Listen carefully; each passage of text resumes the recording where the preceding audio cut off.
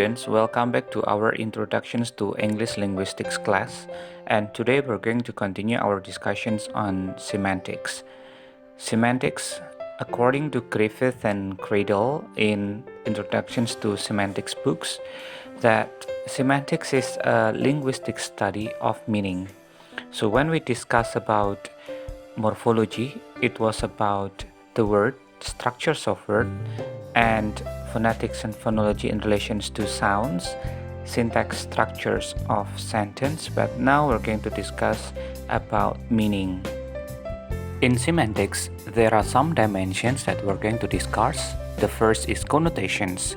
In connotation, someone can understand the meaning of word based on associating it with other thing or using a personal and subjective understanding, or we can say that this should be understood by interpreting it.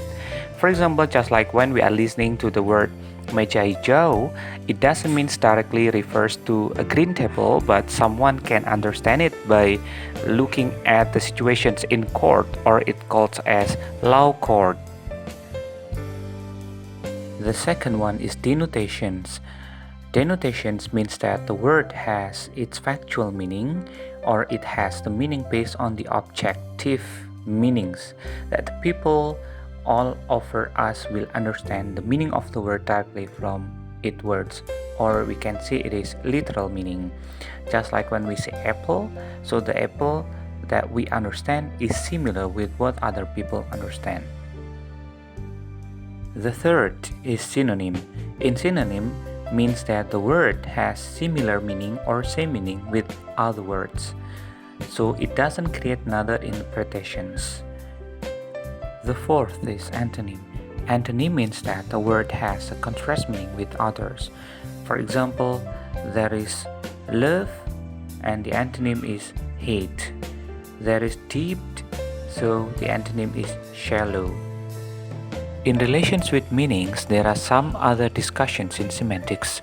The first is figurative languages, and the second is idioms. The example of figurative language are like euphemism, hyperbole, metaphor, and other. In idioms, for example, like kicked the bucket means that the death.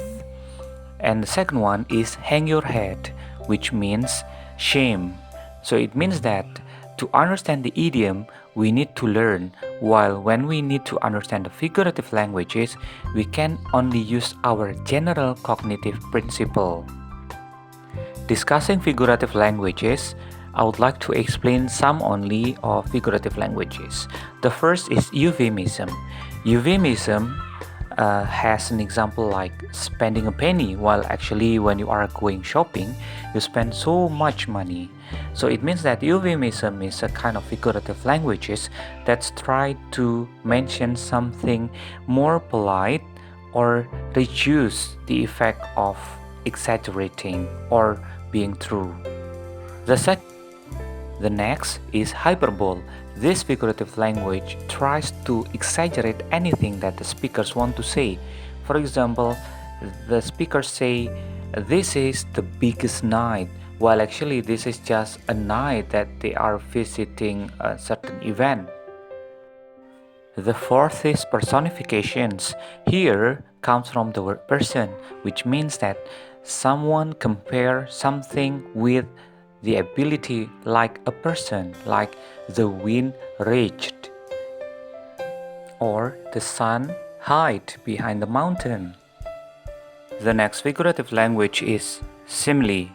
This figurative language tries to compare two things that they have somehow different characteristics, but they are connected to each other.